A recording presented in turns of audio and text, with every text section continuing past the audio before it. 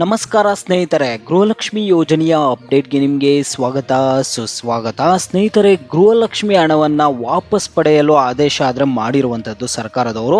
ನಿಮ್ಮ ಒಂದು ಗೃಹಲಕ್ಷ್ಮಿ ಯೋಜನೆಯ ಹಣ ಕೂಡ ಸರ್ಕಾರದವರು ಏನಾದರೂ ವಾಪಸ್ ತೆಗೆದುಕೊಳ್ತಾರೆ, ಯಾರೋ ಒಂದು ಗೃಹಲಕ್ಷ್ಮಿ ಯೋಜನೆಯ ಹಣವನ್ನು ವಾಪಸ್ ತೆಗೆದುಕೊಳ್ತಿದ್ದಾರೆ ಏನು ಅನ್ನುವಂತಹ ಸಂಪೂರ್ಣವಾದ ಮಾಹಿತಿ ಈ ವಿಡಿಯೋದಲ್ಲಿ ತಿಳಿಸ್ಕೊಡ್ತೀನಿ.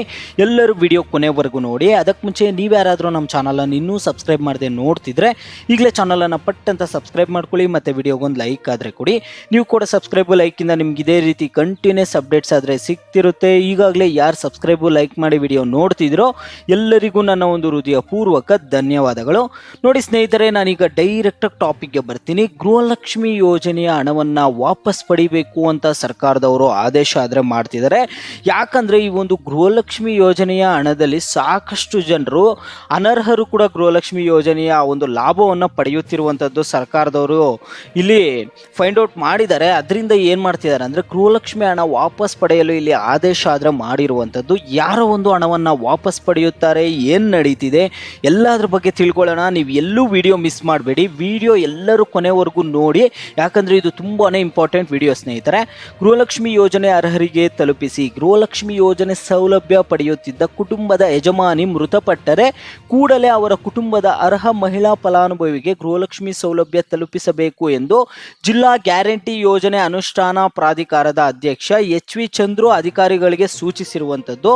ನಗರದ ಜಿಲ್ಲಾಡಳಿತ ಭವನದಲ್ಲಿರುವ ಹಳೆ ಕೆಡಿಪಿ ಸಭಾಂಗಣದಲ್ಲಿ ಶನಿವಾರ ಜಿಲ್ಲಾ ಮಟ್ಟದ ಗ್ಯಾರಂಟಿ ಯೋಜನೆಗಳ ಅನುಷ್ಠಾನ ಕುರಿತು ಪ್ರಗತಿ ಪರಿಶೀಲನಾ ಸಭೆಯ ಅಧ್ಯಕ್ಷತೆ ವಹಿಸಿ ಮಾತನಾಡಿದ ಅವರು, ಗೃಹಲಕ್ಷ್ಮಿ ಯೋಜನೆಯ ಲಾಭ ಪಡೆಯುತ್ತಿದ್ದ ಮಹಿಳೆ ಮೃತಪಟ್ಟರೆ ಅವರ ಕುಟುಂಬ ಸದಸ್ಯರಿಗೆ ಯೋಜನೆಯ ಲಾಭ ದೊರೆಯಬೇಕು.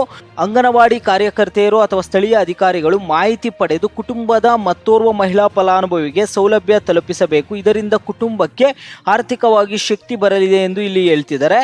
ಗೃಹಲಕ್ಷ್ಮಿ ಯೋಜನೆ ಪಡೆಯಲು ಹೊಸದಾಗಿ ಅರ್ಜಿ ಹಾಕಿದವರಿಗೆ ವಿಳಂಬ ಮಾಡದೆ ಸೌಲಭ್ಯ ತಲುಪಿಸಲು ಕ್ರಮ ತೆಗೆದುಕೊಳ್ಳಬೇಕು. ಅರ್ಜಿದಾರರು ಸೌಲಭ್ಯ ಪಡೆಯಲು ಕಚೇರಿಗಳಿಗೆ ಅಲೆಯುವಂತಾಗಬಾರದು. ಅರ್ಹರೆಲ್ಲರಿಗೂ ಯೋಜನೆಯ ಲಾಭ ಸಿಗಬೇಕು ಎಂದು ಇಲ್ಲಿ ಸಲಹೆ ಕೊಟ್ಟಿರುವಂಥದ್ದು.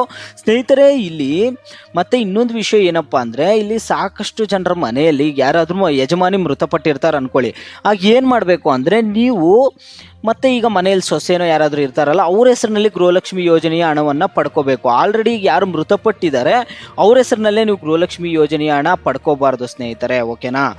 ಅನ್ನಪೂರ್ಣೇಶ್ವರಿ ಜ್ಯೋತಿಷ್ಯಾಲಯ. ಜೀವನದಲ್ಲಿ ನಮಗೆ ಏನೋ ಒಂದು ಸಮಸ್ಯೆ ಇರುತ್ತೆ. ವಿದ್ಯೆ, ಉದ್ಯೋಗ, ಪ್ರೇಮ ವಿಚಾರ, ಮದುವೆ, ಸಂತಾನ, ಸತಿಪತಿ ಕಲಹ, ದಾಂಪತ್ಯ, ಆರೋಗ್ಯ ಸಮಸ್ಯೆ, ಈ ಎಲ್ಲ ಒಂದು ಸಮಸ್ಯೆಗಳಿಗೆ ಪರಿಹಾರ ಇಲ್ಲಿ ಪಂಡಿತ್ ವೇದಾಂತ್ ಶರ್ಮಾ ಅವರು ಕೊಡ್ತಾರೆ. ಇಲ್ಲಿ ಕೆಳಗಡೆ ಕಾಣಿಸ್ತಿರುವಂತಹ ನಂಬರ್ಗೆ ಕರೆ ಮಾಡಿ. ಈ ರೀತಿಯಾಗಿ ಮಾಡೋದ್ರಿಂದ ಇಲ್ಲಿ ಅನರ್ಹರಿಗೆ ಇಲ್ಲಿ ಹಣ ಬರ್ತಿರುತ್ತೆ. ಅರ್ಹರಿಗೆ ಮಾತ್ರ ಗೃಹಲಕ್ಷ್ಮಿ ಯೋಜನೆಯ ಹಣ ತಲುಪಬೇಕು ಅಂತ ಇಲ್ಲಿ ಅವ್ರಿಗೆ ಹೇಳ್ತಿದ್ದಾರೆ. ನೋಡಿ ಸ್ನೇಹಿತರೆ, ಮತ್ತೆ ನಿಮಗೆ ಶಕ್ತಿ ಯೋಜನೆ ಅಡಿ ಕೂಡ ಕೆಲವೊಂದು ಅಪ್ಡೇಟ್ಸ್ ಕೊಟ್ಟಿದ್ದಾರೆ. ಶಕ್ತಿ ಯೋಜನೆಯಡಿ ಉಚಿತ ಪ್ರಯಾಣಕ್ಕೆ ಅಗತ್ಯ ಸಂಖ್ಯೆಯ ಬಸ್ಗಳನ್ನು ಓಡಿಸಬೇಕು.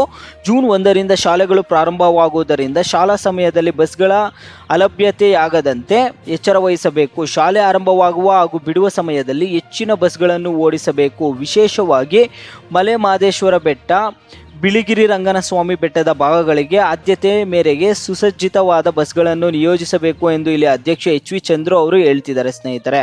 ಮತ್ತೆ ಅನ್ನಭಾಗ್ಯ ಯೋಜನೆ ಅಪ್ಡೇಟ್ ಏನಪ್ಪಾ ಅಂದರೆ, ಸರ್ವರ್ ಸಮಸ್ಯೆಯಿಂದ ಪಡಿತರ ವಿತರಣೆಗೆ ಸಮಸ್ಯೆಯಾಗದಂತೆ ನೋಡಿಕೊಳ್ಳಬೇಕು. ಅಗತ್ಯವಿದ್ದರೆ ಪರ್ಯಾಯ ವ್ಯವಸ್ಥೆ ಮೂಲಕ ನಿಗದಿತ ಅವಧಿಯೊಳಗೆ ಪಡಿತರ ನೀಡಬೇಕು.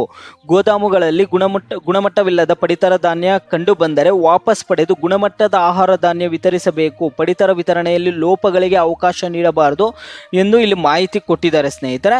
ಮತ್ತೆ ಗೃಹಜ್ಯೋತಿ ಅಪ್ಡೇಟ್ ಕೂಡ ಇದೆ. ಗೃಹಜ್ಯೋತಿ ಯೋಜನೆಯಡಿ ಸೌಲಭ್ಯಗಳು ಸಮರ್ಪಕವಾಗಿ ತಲುಪಿಸಬೇಕು. ಮಳೆಗಾಲವಾದ್ದರಿಂದ ಟ್ರಾನ್ಸ್ಫಾರ್ಮರ್ಗಳು ಇಲ್ಲಿ ದುರಸ್ತಿಗೆ ಬಂದರೆ ಕೂಡಲೇ ಸರಿಪಡಿಸಿ ವಿದ್ಯುತ್ ಸಂಪರ್ಕ ನೀಡಬೇಕು. ಯುವ ನಿಧಿ ಯೋಜನೆಯ ಬಗ್ಗೆ ವ್ಯಾಪಕ ಪ್ರಚಾರ ನೀಡಬೇಕು. ಶಿಕ್ಷಣ ಸಂಸ್ಥೆಗಳಲ್ಲಿ ಜಾಗೃತಿ ಕಾರ್ಯಕ್ರಮ ಆಯೋಜಿಸಬೇಕು ಎಂದು ಜಿಲ್ಲಾ ಗ್ಯಾರಂಟಿ ಯೋಜನೆ ಅನುಷ್ಠಾನ ಪ್ರಾಧಿಕಾರದ ಅಧ್ಯಕ್ಷ ಎಚ್.ವಿ. ಚಂದ್ರು ಅವರು ಇಲ್ಲಿ ತಿಳಿಸಿಕೊಟ್ಟಿರುವಂಥದ್ದು ಸ್ನೇಹಿತರೆ.